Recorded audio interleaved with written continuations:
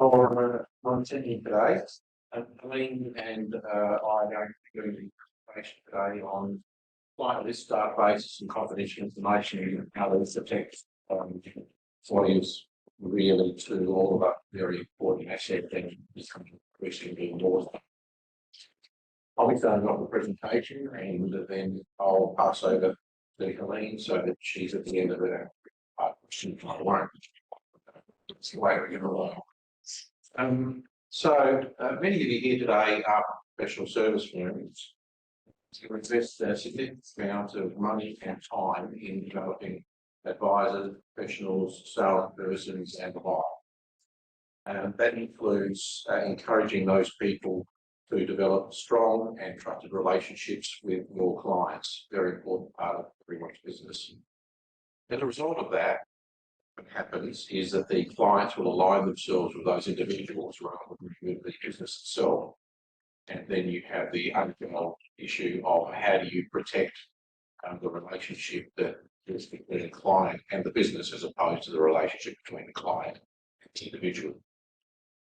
Leaves many businesses in a vulnerable position when a senior member of the business who has strong client ties decides to leave the business. In light of the above, what can we do to try and protect that business? So we're going to today look at a couple of things. First, the agreements that can be put in place. Secondly, the importance of valid and enforceable restraints. Thirdly, having good and tight confidentiality clauses. We'll talk about indemnity clauses and liquidated damages clauses and how we can use those two to make sure that you get your position protected from a monetary point of view if you're able to succeed with claim. And then what do we do when senior staff members resign? What's the best course of action? And if it gets to that point where you need to do something more, what does litigation look like in these circumstances? So let's talk about agreements first. That's your first layer of protection. To protect your client list, your databases and your confidential information.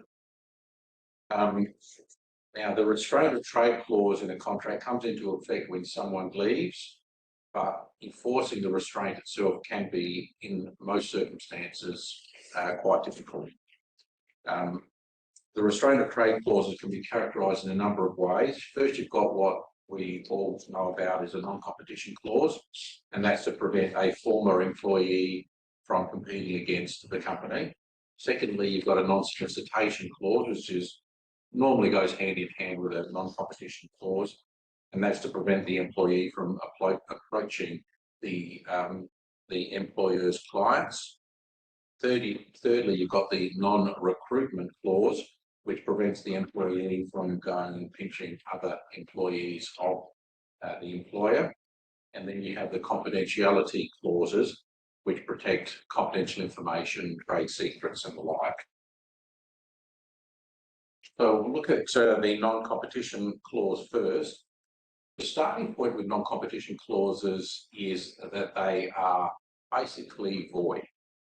So it's void against public policy, which means that you need to be able to establish if there's a reason to have a non-competition clause in there. Now you can rebut that initial presumption if there are special circumstances that demonstrate that the covenant or the clause is firstly reasonably necessary to protect the business's legitimate business interests, and secondly, reasonable in the interest of the public. So there are a couple of things that need to be shown. Now, it's well established that employers have a legitimate interest in doing a couple of things. Firstly, where the employee has access to confidential information that goes beyond mere know-how, and that they may be in a position to use that knowledge to the employer's detriment and try and protect that. Secondly, to protect trade secrets and business goodwill. And thirdly, where the employee's work involves personal contact with the employer's customers, and they may be able to use that connection to entice those customers away. Sure. You take care of that, Michael. Yes. Secondly, the clause needs to be considered at the date parties entered into the contract. So you look at the employment relationship at the time that the person enters into that relationship, and that might change from time to time. So someone who starts out, say, a lowly employee doing work that doesn't have a lot of client contact may develop over the years into someone who has a very high degree of contact with the clients. So you need to consider that that changes from time to time, and therefore the clauses that you might want to have in place to protect your position might need to change from time to time. Thirdly, the clause to be approached by looking at a number of things. First, ascertaining the legitimate interests that you're entitled to protect, and then determining whether the clause is broader than reasonably necessary for the protection of those interests. This means that an employer should not just apply a blanket restraints prohibiting, for example, an employee for working in the industry for 12, 24, 36 months. So you need to think about what it is that you're trying to protect. And as I said a bit earlier, you need to look at each situation specifically to try and make a determination of what is the most appropriate thing to do. You need to consider a number of things carefully. The sort of factors are the seniority, the influence the person has, the impact of the employee in the workplace and in particular with clients. For example, if you have a professional whose key responsibility is to focus on client relationships, you would consider tailoring a clause that would suit that situation.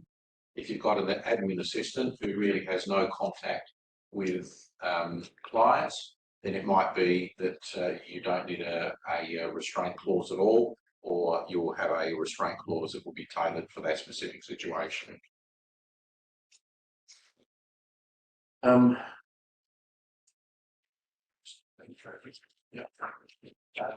Now, the courts will read down those clauses. We can read down those clauses in what's called a blue pen situation. So what the courts have said over a number of years is that they will take a pen and I won't use the word rewrite, they rewrite the clause in certain circumstances. What they don't want to do is to effectively do the work of the employer to put in place an effective clause if that clause isn't very close to what it should be. One of the leading cases in this area is the Just Group. In that case, Mrs. Peck, she was the CFO of the Just Group. She had a number of Just Group had a number of subsidiary brands such as Smiggles, Peter Alexander, Just Jeans, JJ Portman's, Jackie E and Dottie. She was employed for a short period of time, 6 months, from January 2016 to June 2016. And then she moved to a new role as General Manager at the Cotton On Group. And the Cotton On Group had a number of businesses that sat within that as well, such as Typo and a few others. Her employment contract with the Just Group was contained a very lengthy restraint. It was for a maximum of 24 months, and it listed about 50 businesses that she was restrained from working at if she left, and one of those was the Cotton On Group. And so that was one of the 50 companies that was listed. The court held that Mrs. Peck's contract restricted her from working with any retailers or fashion brand, not just those that would be a competition to Just Group. So it found that it really went much wider than it should have. The contract had the effect that Mrs. Peck couldn't work with companies unless Just Group's confidential information was not relevant to them, or they weren't a company that was on the list of 50 businesses. They also said that in the first instance, that even the minimum 12 months was too long because it had a cascading clause in there. The court considered that in the circumstances where during the probation period, Just Group could terminate Ms. Peck's employment with 1 month's notice, but then expect her not to work for 12 months after termination, that was unreasonable. Obviously, there was an appeal on that, and the Just Group then went on, and the court then held that a list of 50 businesses was not a separate restraint that was capable of severance. So this is what I'm talking about, that the court won't actually rewrite the the agreement for you. So basically they said, we're not going to decide which of those 50 companies is appropriate to include in the restraint. We're not going to just cross out anything. You need to think about it beforehand. So they said the disputed clause must be capable of simply being removed, as if crossed out with a blue pen. The court can only remove words from a restraint clause. It cannot rewrite the restraint clause. Part of the clause to be severed must be independent and capable of being removed without affecting the remaining part. It is important to note the courts are reluctant to engage in a disentanglement of unreasonably wide restraint clauses if the clause is not a genuine attempt to establish reasonable protection for legitimate interests of the business. For example, if the restraint clause include patently unjustifiable restraints that might intimidate the employee, if the restraint clauses are in a standard form, or if the variables are numerous and the combination of variables appear mechanical and indiscriminate. That's quite interesting when you look at those words as to what the court is trying to say, and that is that, again, as I said, think about each situation, what's applicable, what's appropriate, and don't just, you've seen a lot of restraint clauses, they'll have this cascading clause where they have, it's 36 months, 24 months, 12 months, 6 months, in 5 kilometres, 10 kilometres, 30 kilometres, 100 kilometres, South Australia, Australia. And the courts are not keen on that. They want you to think about what you're doing, as opposed to just saying, let's cross this bit out, let's cross that bit out, that's what's appropriate. The next case that I'm going to talk about is the AGA Assistance Australia Private Limited versus Tockety, which is a Supreme Court of Queensland case.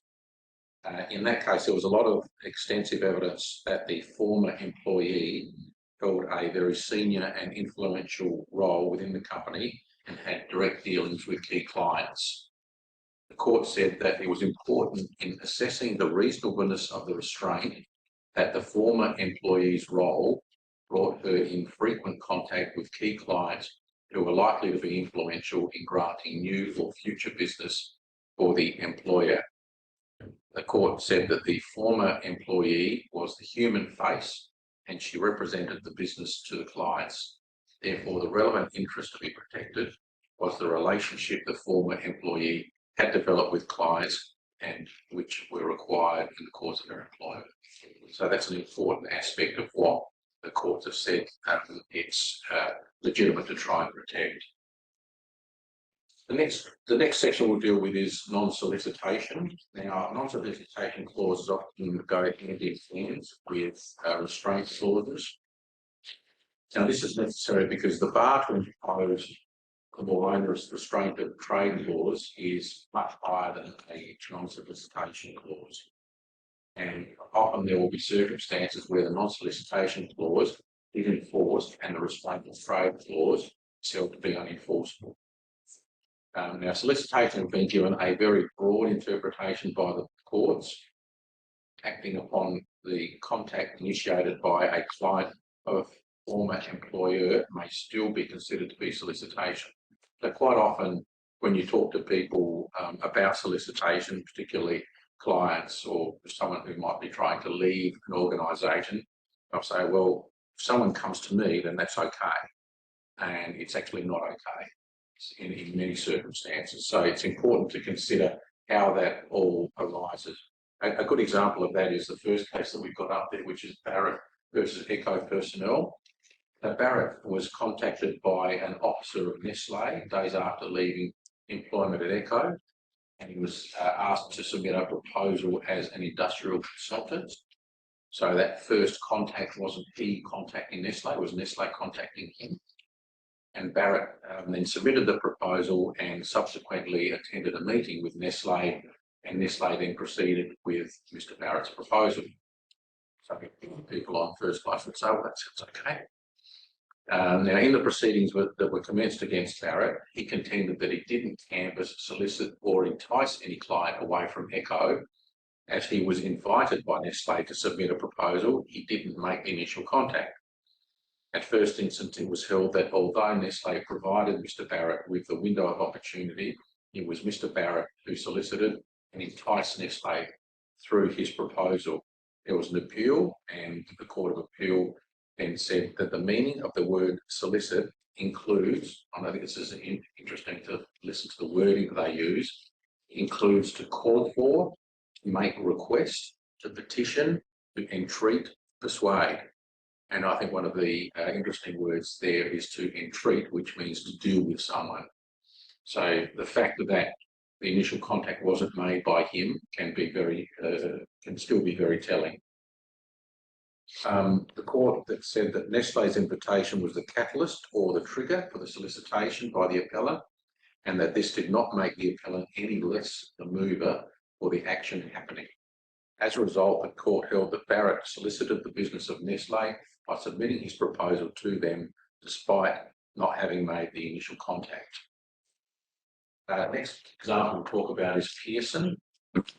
It's an interesting matter as well. Pearson was active in the establishment and direction of HRX's business. It was an employment firm, and during his employment he had access to virtually all of HRX's confidential business information. He was referred to as the Rainmaker, so someone who was very good with the clients and had a lot of client connections. And in his position at HRX, he often insisted that HRX staff be subject to some level of post-employment restraint, and that after they left, that would be enforced. He himself negotiated the restraints on behalf of HRX, and he spent a fair bit of time negotiating his own restraint with HRX, which happened over a number of months. Now, given that Pearson controlled HRX's customer connections, the court was satisfied that the post-employment restraint, which included a non-compete clause, was a reasonable measure to protect the legitimate interests of the business.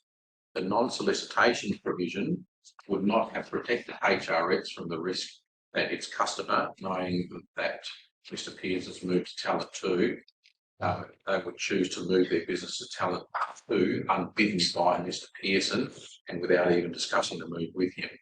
So that shows the interaction between the non-solicitation clause and the non-compete clause, where the court might say the non-solicitation clause isn't going to do the work that needs to be done in order to protect the interest, will enforce a non-compete clause.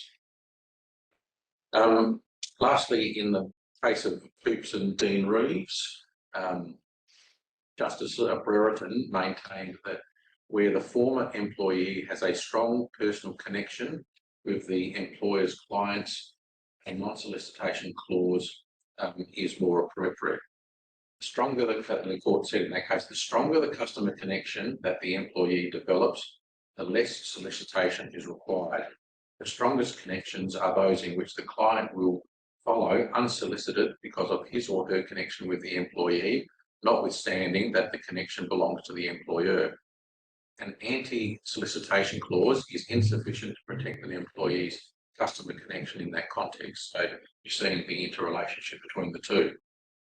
Brereton maintained that a restraint that goes beyond a non-solicitation clause, most notably a non-dealing restraint, will be reasonable where an employer is attempting to protect their customer connections and, as such, stop the former employee having any contact with its clients. Further, he went on to say that a non-competition clause, particularly with reference to territorial distance, is far more anti-competitive than one limited to prohibiting acting for former clients of the employer, and in those circumstances it's more appropriate to have the two living together rather than just this anti-solicitation clause.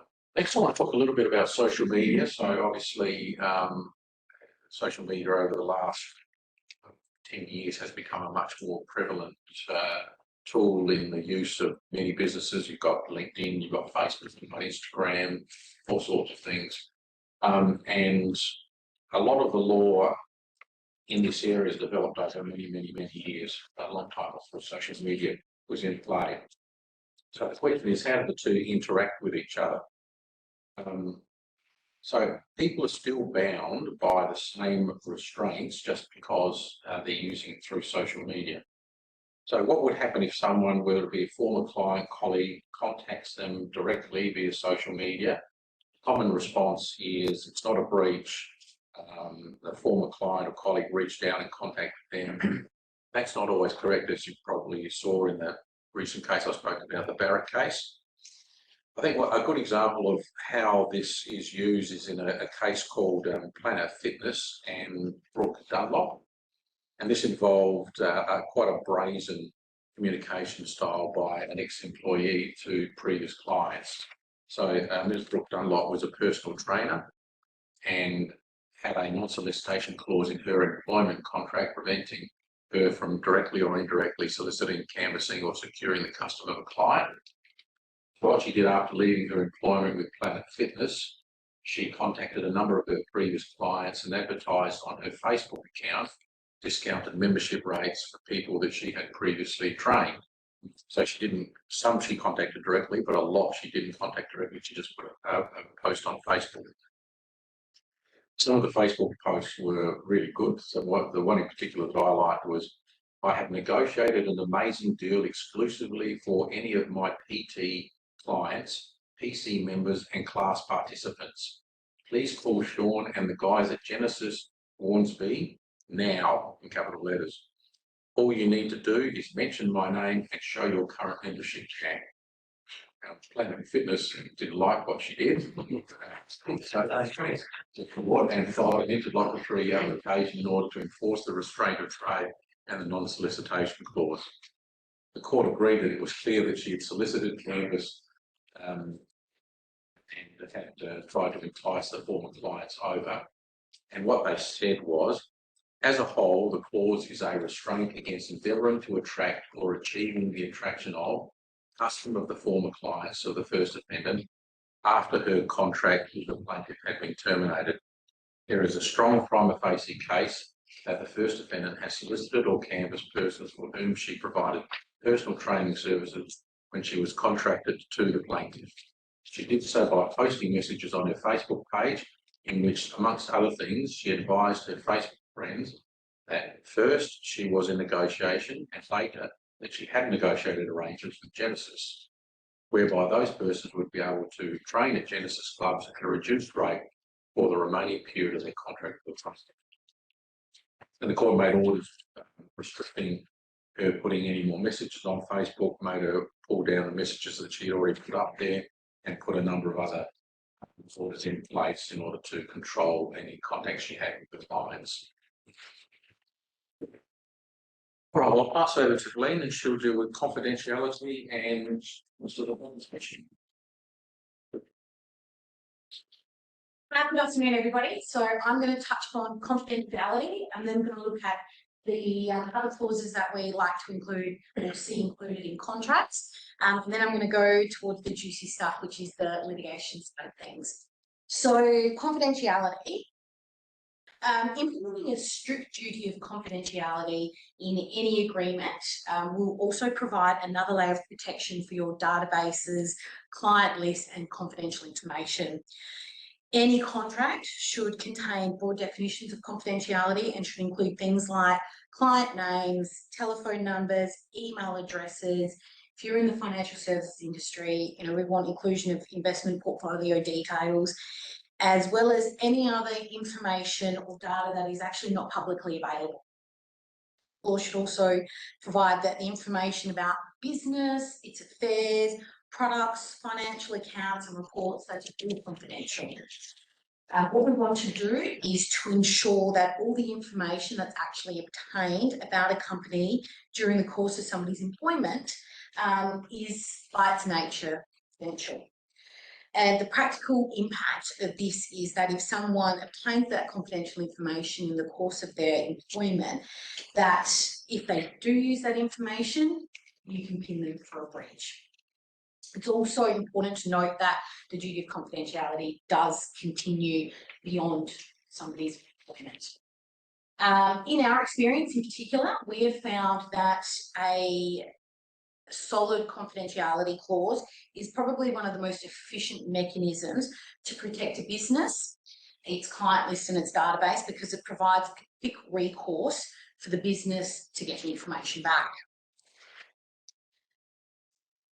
Now, indemnity clause. That's a factor to be wary of. It's very important to actually consider which entity is suffering the damage. So corporate structures nowadays can be quite complicated and convoluted, and often an employee is engaged through a separate entity than the entity that's actually carrying out the professional services. Therefore, it can create an issue down the track as to which entity has actually suffered the loss. In our experience, thought should be given quite early on to this factor and drafted accordingly. By way of example, again, in our experience, in particular in the financial services industry, you often see an agreement with the employing entity. So, for example, company A, who employs the advisors, and then you've got company B, who provides the professional services and the services to the clients. What we see is between company A and company B, there's often a clause whereby if company B suffers any loss, so for example, a client moves across with an advisor, there's recourse to company A where they can recover the loss and damage that is suffered. But that also means company A needs to ensure that there is an indemnity clause inserted in an agreement with its advisors to recoup the loss and damage that has been suffered as a result of the breach. Now, those clauses need to be very carefully drafted and not too broad, because we still need to make sure that there's a causative link between the actions or the breach and the loss that is suffered. The other clause, which is quite an attractive option to include in agreements, is your liquidated damages clause. Such a clause certainly provides a level of certainty and does away with the burdensome task of assessing the damages payable upon the occurrence of an event, which is typically a breach of contract. Courts generally uphold, in the first instance, liquidated damages clauses on the basis that the principle of freedom to contract, but liquidated damages clauses are highly susceptible to challenge on the basis that they are a penalty. So if the court determines that clause is a penalty, then it's struck out in its entirety. In determining whether a clause is a penalty, the High Court has observed that the essence of the liquidated damages needs to be a genuine pre-estimate of the damage. So it's ultimately a question of construction to be decided upon the terms and the inherent circumstances of each contract and judged at the time of making the contract, not at the time of the breach. So, for example, it has been held that if the sum is extravagant and unconscionable in comparison to the greatest loss that could conceivably be proved to have followed from the breach, then that's a penalty. In our experience, an agreement that actually sets out a formula to calculate the liquidated damages is often very helpful. It isn't just a lump sum payment that is being demanded without no thought process put into it, and it provides a proper calculation of the loss suffered. Now, in the case of Bernanke nominees and money, this is actually a Victorian Court of Appeal case. It considered whether a liquidated damages clause triggered by a former employee's breach of restraint of trade was actually enforceable. Now, this particular case, the contract contained a restraint which governed the employee's conduct for a period of 3 years after the cessation of employment. The contract made it a breach if, for example, Money, who's the defendant, if he were to later provide accounting services to a person who had been a client of Bird Cameron, or for whom Mr. Money had actually provided accounting services to during the 3 years before his employment terminated. In the event of such a breach of the employment contract, it was provided that Mr. Money would have to pay liquidated damages in the sum of 75% of the fees incurred by the client in the last full financial year in which the client had remained a client of Bird Cameron.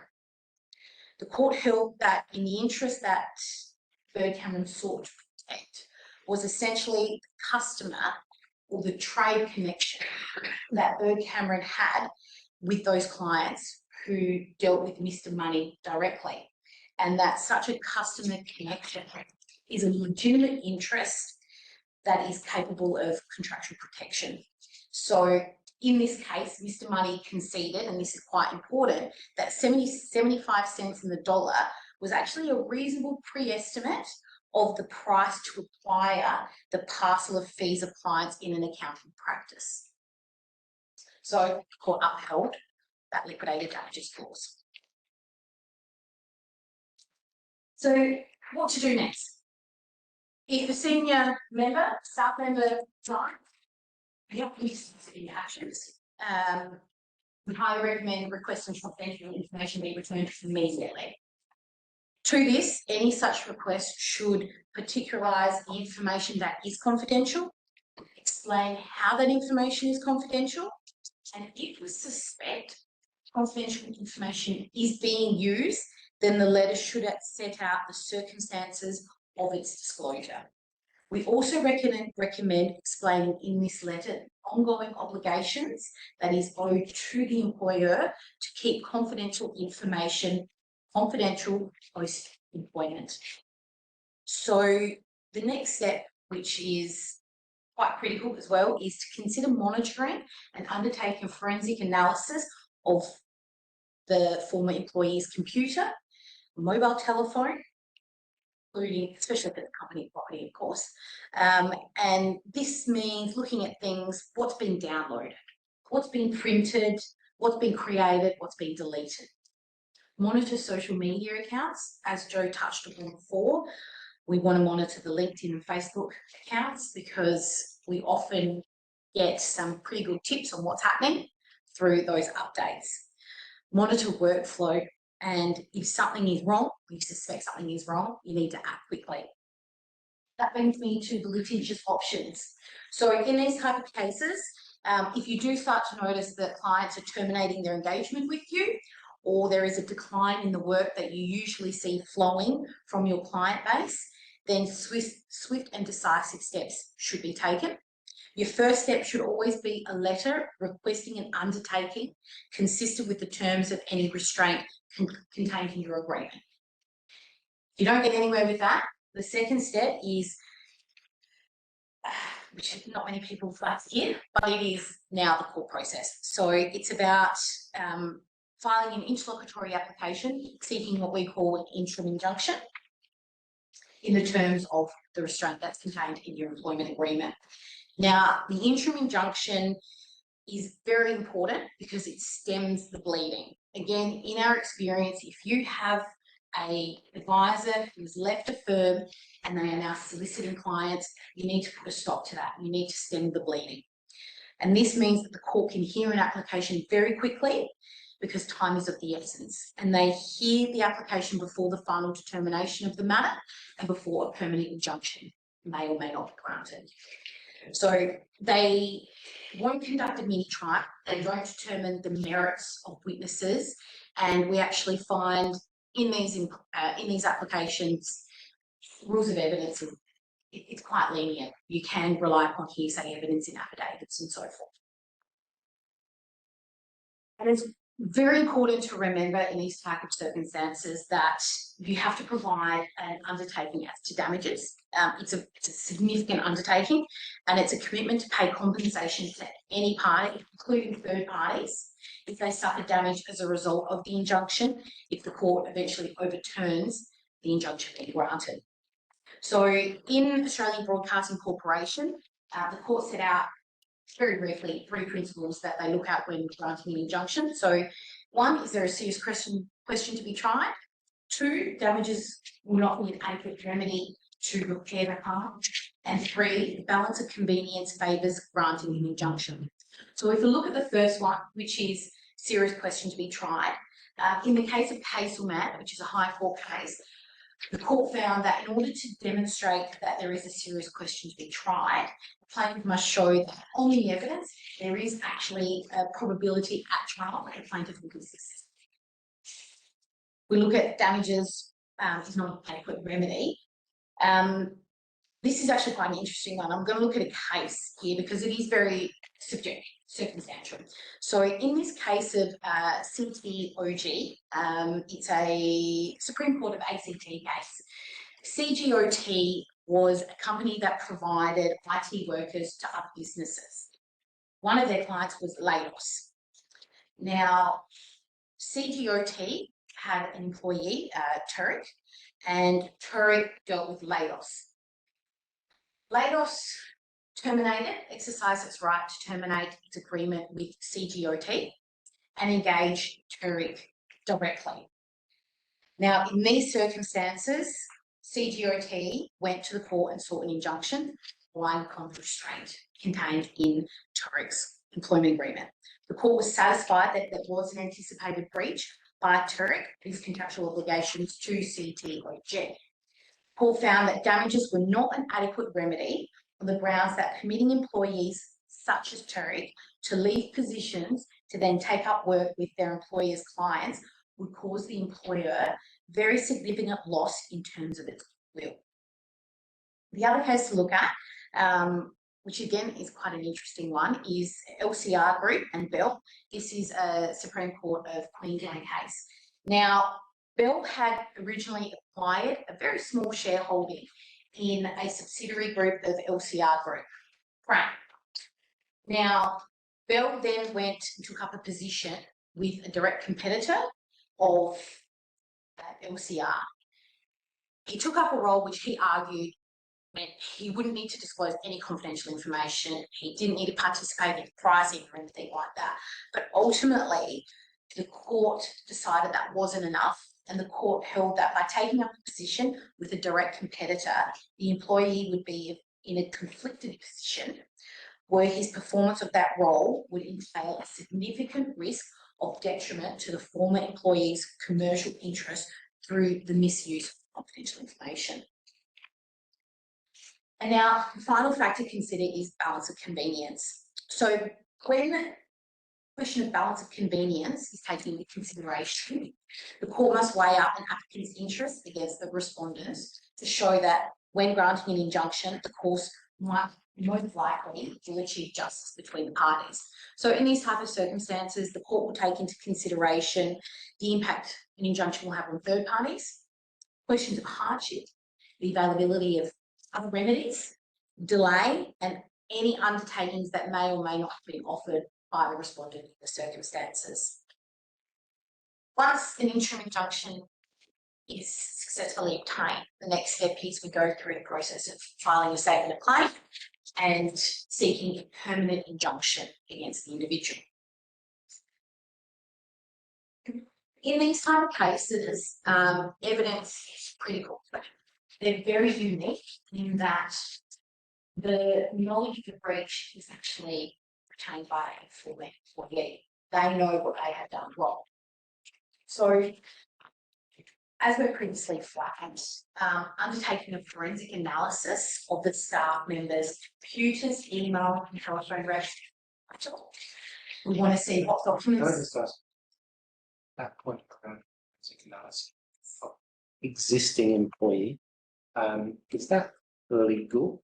Does that have to be in the employee contract? So making them aware of that you could do that. So we're talking about it from a post-employment perspective. Right. So often when an employee is left, especially now in circumstances where people work from home, they've got work laptops. What we're saying is it's important to have a look at this work laptop. Can't go through anything that's personal, but if they've got their work emails on there, they're going to have files, work files on there. And what we want to ascertain is, okay, what documents have been looked at over the past 6 to 12 months? From our experience, again, you'll actually start to notice a trend where people are accessing client lists and maybe creating their own client list document using the data that was contained in the original. But you can't undertake that analysis in between a letter of resignation and then Excel. So that period of notice. I don't see why you couldn't. They've resigned from their employment, and again, as long as you're focusing on your, I guess, property, so the company's property, so work emails, work files and things like that, then you're entitled to review. So what we want to look at is what documents have been looked at over the past 6 to 12 months, what confidential information has been checked. So again, in our experience, if you're dealing with a senior member, they're going to be part of senior meetings that are going to be provided potentially highly confidential information. Often they keep the hard copy. We want to look at what's being downloaded. We want to look at what's being printed. Have screenshots been taken of confidential information? Have documents or information been sent from work emails to a personal email? What information has been withheld? We've had circumstances where client meetings have been diarised and set up, and all of a sudden a professional has cancelled these meetings and delayed them further down the track, knowing that the client will be in contact with them saying, hi, what happened to our meeting? When can we set this up? And then it starts the narrative of where have you gone? What are you doing?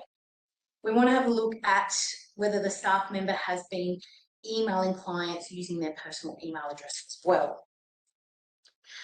The other thing to consider is issuing third-party notices or subpoenas on former employees and any former client for production of emails, itemised telephone records, LinkedIn, Facebook and Instagram messages, and WhatsApp messages, any other platform in which people can communicate.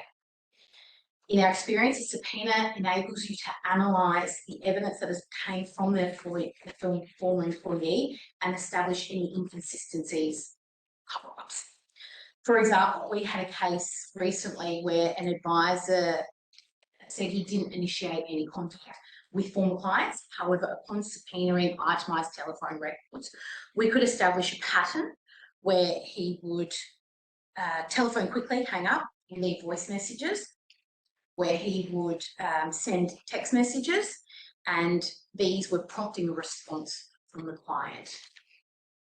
We've also had circumstances where we have subpoenaed the new employer's records to ascertain, for example, what information was provided to the new employer in any business proposals, to see whether or not these business proposals contained confidential information of the former employer. And that brings me to final stage. So often we look at breach of restraint, breach of confidentiality, things like that. There are other avenues as well to explore and to take into account. So under the Corporations Act, as I'm sure many of you know, there are obligations under sections 181, 182, 183 and 184. If you're dealing with senior members of your team, you may be able to satisfy that they are an officer. It's a high threshold, but it is something you should always be conscious about, and it's something that we have pursued previously as well. And then the other cause of action is against the third party for knowingly assisting in the breaches. Now, that third party is often the new employer. So there's a leading case on this, it's a High Court case of Ancient Order of Foresters in Victoria Friendly Society Limited. This is quite a substantial case, so I'm just going to give you a relatively brief summary of it. In this case, Lifeplan, through its subsidiary FPM, provided products to meet the cost of pre-arranged funerals. We all know that that's quite a lucrative area. Now, Foresters was also involved in the funeral products business, although it had a much smaller slice of the pie, and quite frankly, their business wasn't overly profitable. Watford and Covey were employed by Lifeplan as managers, but in 2010, they approached Foresters with a 5-year plan on how to divert Lifeplan's existing funeral products and business to Foresters. Now, whilst they were still employed by Lifeplan, they presented a comprehensive written proposal to Foresters using Lifeplan's valuable commercial information, including names of client referrers and associated past and projected revenues. The proposal set out a detailed 5-year plan to attack the client base of Lifeplan, with a view of bringing across as many clients as possible to Foresters in the quickest time frame. Now, the proposal was considered by Foresters Board and ultimately approved. Both the primary judge and the full federal court found that Foresters would not have proceeded with the plan without reviewing the proposal, including the confidential information of LifePlan, which it's based. Wolf & Covey proposed to run this business through a company called Funeral Planning Australia Proprietary Limited. Now, this company was incorporated whilst they still worked for LifePlan. Whilst they were still working for LifePlan, they also took steps to implement the plan, including the preparation of documents and Forrester's marketing material, and attended, this is a real one, attended initial meetings with client referrers designed to be targeted in the first year. So following their resignation from LifePlan, the plan was implemented and it was highly successful. So Forrester's revenue went from $6 million in 2010 to $24 million in 2 years. The clincher is LifePlan's revenue decreased from 68 million to 45 million for the same period, the same amount. So LifePlan and FPM commenced proceedings against Wolf & Covey and Funeral Planning Australia for breaches of fiduciary duties towards them as employers, as well as contraventions of the Corporations Act. They subsequently joined to the action Forresters for knowingly assisting breaches. The court held that there was sufficient causal connection between Forresters' knowing assistance and breaches. The court held that it was sufficient to show that the profit would not have been made but for the dishonest wrongdoing, and it is necessary to consider the overall effect of the knowing assistance rather than the direct consequence of each act. In making the findings, the majority observed that Forresters played an integral role in the breach of duty and construed the benefit derived by Forresters as being the business connections of LifePlan rather than the individual revenue streams received from each customer. LifePlan and Funeral Planning Australia elected to claim account for profits for the entire value of Forrester's funeral business, which was a huge amount of money. And this case highlights the expansive remedies that can be available against a party who has been found to knowingly assist in the breaches. And it's quite a, I guess, a severe case. I don't think you would ever get something so perfect. So that brings me to the takeaways. Written agreements, crucial. They should be bespoke and measured restraints, and we highly recommend taking drafting confidentiality clauses to protect your database, your client list, and your confidential information. Remember, non-solicitation is broadly interpreted. The use of social media through LinkedIn and Facebook provide a springboard for solicitation. And if you are concerned, be decisive in your actions. Time is of the essence. From a business perspective, you want to stem the bleeding. Once a client has left, they're not coming back. That brings us to conclusion. Thank you. Just a couple of things. LifePlan case is a really interesting one. Because in that case, they kept on appealing the decision that the court was made, because the initial decision about the amount was not that bad. It was like, the exact figures, it was a couple of $1 million. And then Forresters appealed, and the decision went against them, went up to about 10 million. And then they appealed that, and the decision went against them again, and went up about 20 million. So it that was quite interesting. And the other thing I wanted to raise was, in relation to your IT investigations, it's really important. You might have in-house people who are pretty good at IT, but it's really important to get forensic IT people in, because they've got some pretty awesome tools to try and work out what's happened in the past. A lot of people think that, if they, do something and then they delete it and put it in the trash it's gone. It's there somewhere and you can get access to it. So it's really important to try and get someone who really knows what they're doing to try and get that information. So, questions? Yeah, I mean, just in that Forrester's matter, how did LifePlan find out about this? It would have been through the discovery process in which they have. And again, relying upon our experience, in some quite significant litigation that we've run, it's through that discovery process, third-party notices, subpoenas, that's where you play with the information. We had a particular circumstance where a business plan was put forward to a new employer, and we were able to easily identify and link the information that was contained in that business plan to confidential information that was provided to the former employee that he retained hard copies of. And it was the same graphs, same numbers. It was just incredible. It's interesting. I mean, you need to find out clients who had this happen to. They're reluctant to, even though the clients have left, they're reluctant to go and talk to those clients or subpoena those clients' records because they might come back to us. They're not coming back. I mean, the chart of in all the time I've been working in this area, the number of times that I think clients coming back, I can count on one hand. It just doesn't happen. When they're gone, they're gone. So, you know, there's really no downside in actually going and talking to the clients, subpoenaing their records because you're not going to get them back. And I think just adding on to that point, the importance of an injunction to stop a former employee from continuing to still clients is it's really important because it enables you and it gives you the time to bed down your relationship with the client and to provide them the reassurance that they're going to continue to be looked after and that they'll continue to receive the services that they have always received. Very sort we touched on, you know, part of the agreements leading to place.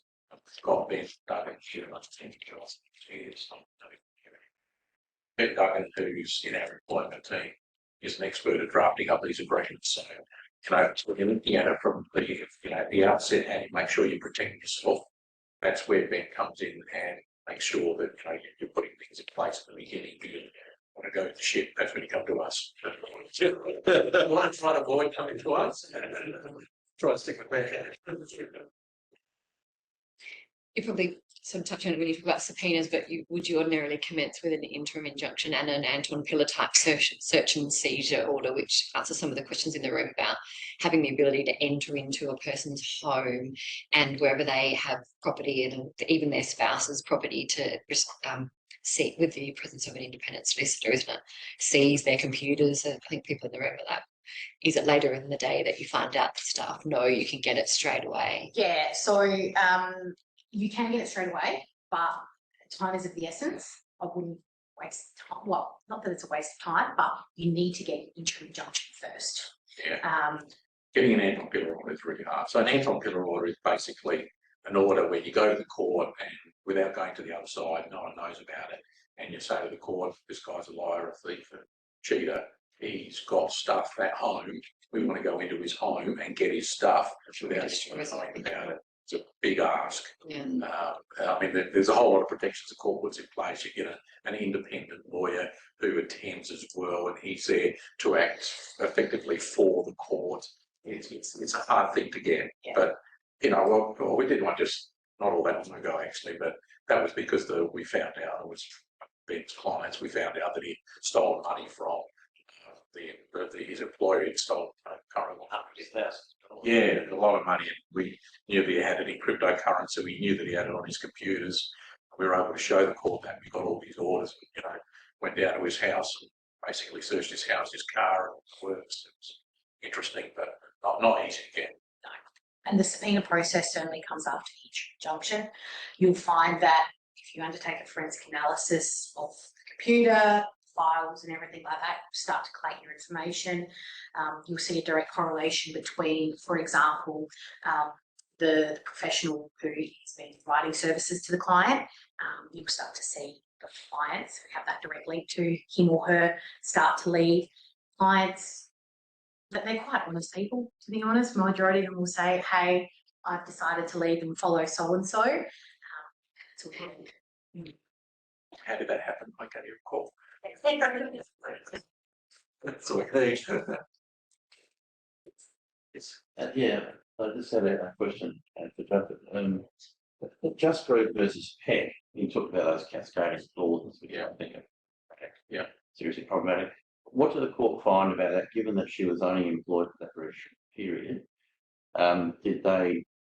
was that part of their decision in terms of whether or not it was in? So can you just explain that? I heard about the listing of the companies, I got that bit. Yeah. I must have missed. I may have missed the other. So I didn't really go into it, but in that case, because it was a very short period of time, it restricted down the restraint period. Yes. So it did bring it down. Yeah. So Now, I'm not- it's slight, but it was a very short period. Yeah, I'm not saying that those cascading clauses which are used a lot are not, you shouldn't use them. You just need to think about doing. I mean, a lot of HR, so a lot of people won't go and see a lawyer about those employment contracts. It's expensive, I understand all that. And a lot of HR departments do them themselves, and I can understand that. But you actually need to think about doing it. It's probably a good idea if someone in your HR department is doing the employment contract, so they speak to someone about what they should be doing about replacing it, do it yourself. You need to think about all the things that you probably need to do to do it. My supplementary on that is, so the length of time the employees work there becomes relevant to the operation of it. So you've been there for 10 years, it might be reasonable to restrict to, but been there for 5 minutes, you can't restrict or anything. Yes and no. I mean, if someone's bought in, their purpose, and you've got a small organisation, their purpose is to grow the client base, and that person has got contact with all of the clients, it becomes the face of the firm, even though they've been there for 6 months. Yeah, Still okay. put it in place. Thank you. Right. Thank you very much. If anyone wants any more sandwiches, please help yourself.